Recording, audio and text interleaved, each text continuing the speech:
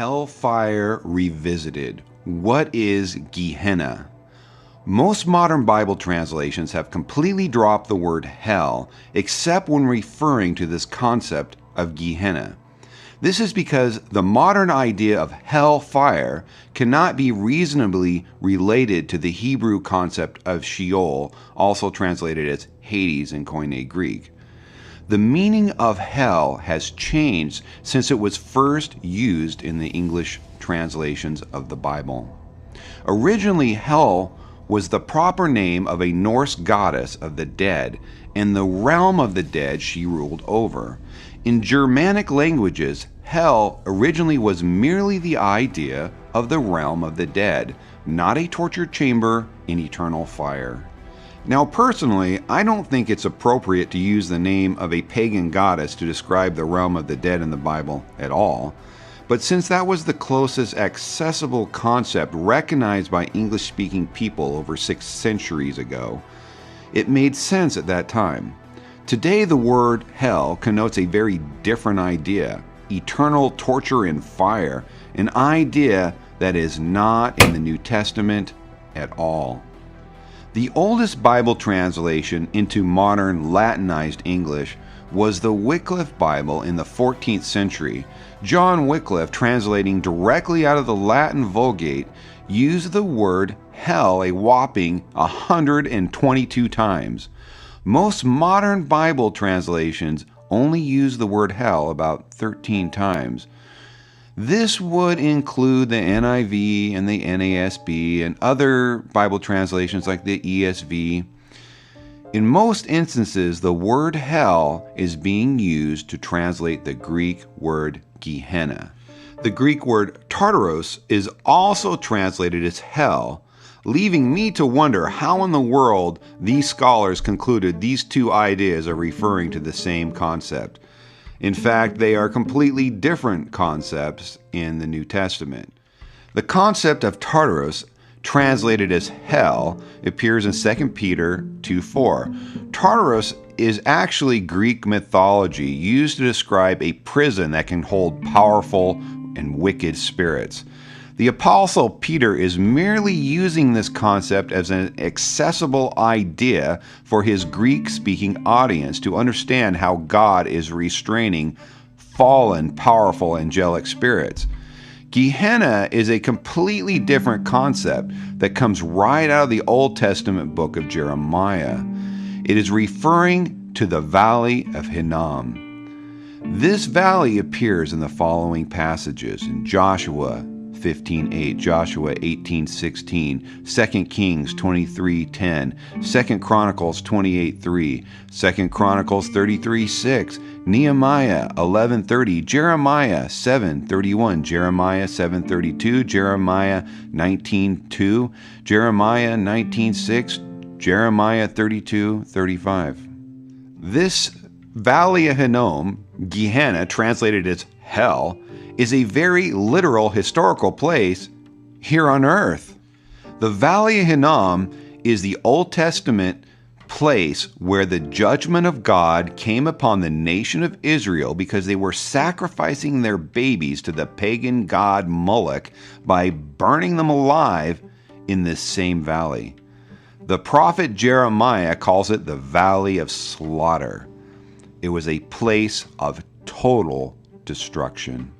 Gehenna, translated as hell, is the Greek name for the Hebrew Valley of Hinnom, the proper name of a place here on earth. For clarity, Gehenna should be translated as the Valley of Hinnom. That is what the original audience understood. For example, we should read, "If your right hand causes you to stumble, cut it off and throw it away from you, for it is more profitable for you that one of your members should perish than for your whole body to be cast into the Valley of Hinnom." Jesus is also specifically speaking to the first century Jewish people. The Gospel of John, specifically written to Gentile Christians, never warns them of the coming destruction of Gehenna. The epistles, written primarily to Gentile Christians, never warns them about the coming destruction of Gehenna. A reasonable exegesis of these passages demands we ask why Gentile believers in the first century were not being warned about Gehenna. That is a significant omission if Gehenna is a place of eternal torment and fire called hell. You see, today we have the entire New Testament bound together in a single volume, but the early Christians did not have that advantage. For the apostles to not warn the Gentile believers about a place of eternal punishment and fire called Gehenna is unconscionable if such a place actually existed.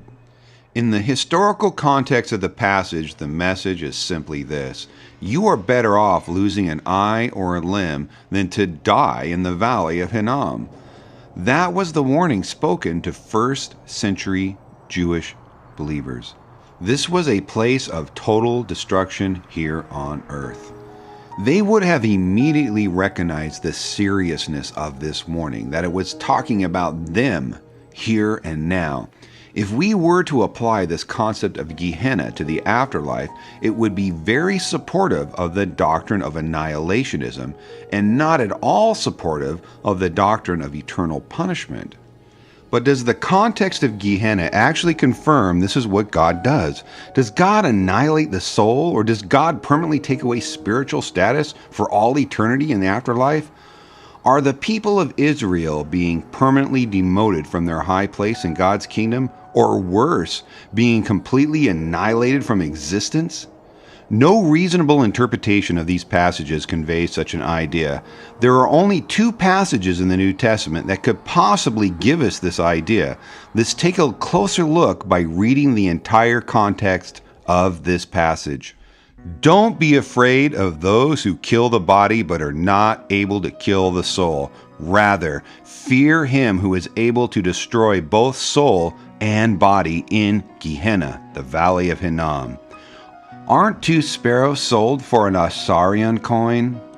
Not one of them falls on the ground apart from your Father's will, but the very hairs of your head are all numbered. Therefore, don't be afraid.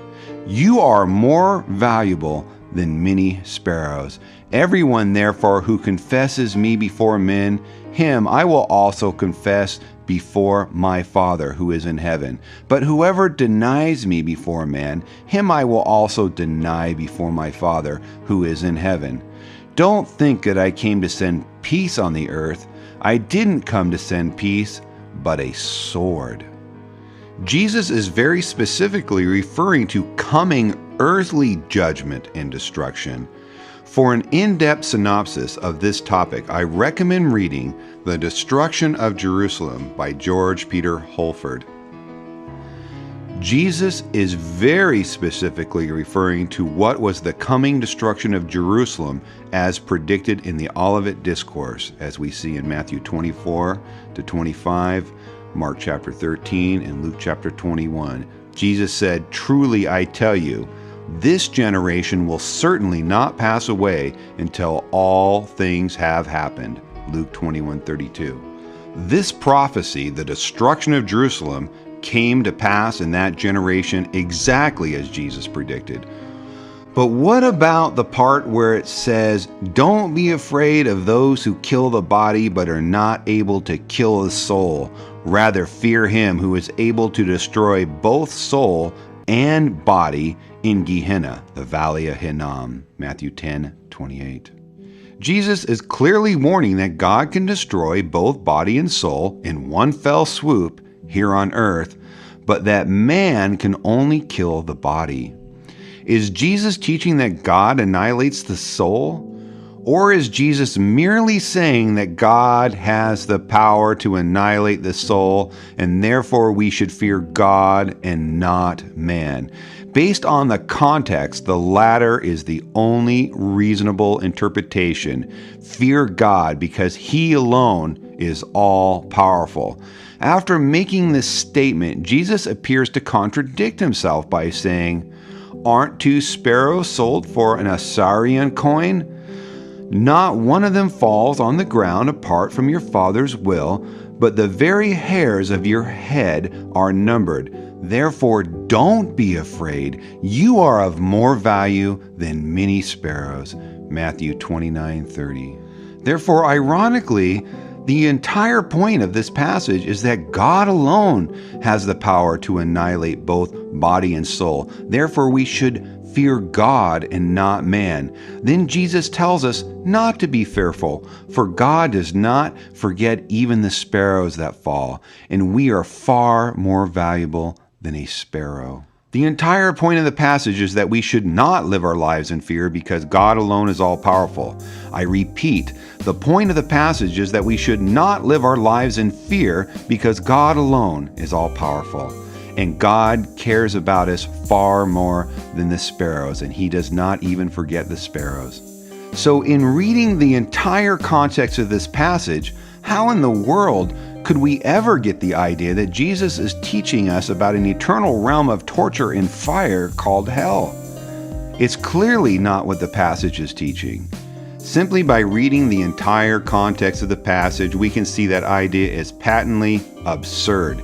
Jesus is warning them about bringing a sword to the earth, not a realm of eternal punishment in the afterlife. Jesus is teaching that we should fear God and not man. Jesus is telling us that God alone is worthy of being feared. Then Jesus says, "Fear not, for God alone is all-powerful, and you are more valuable than many sparrows, not one of which is ever forgotten by God." That is the message in the passage. It was actually a message of hope during the darkest hour for the people of Israel. Though you may fall like many sparrows, God will never forget any one of you. This passage is not a message of eternal punishment, but rather a message of eternal hope for the people of Israel. As Christians, this is the historical message that we should be applying to all of our lives. This passage has nothing to do with a fictional notion of eternal punishment in hell fire, but rather that we should not live our lives in fear because God alone is all-powerful, and God does not even forget a single sparrow. How much more valuable are you? God bless you, and thank you for listening.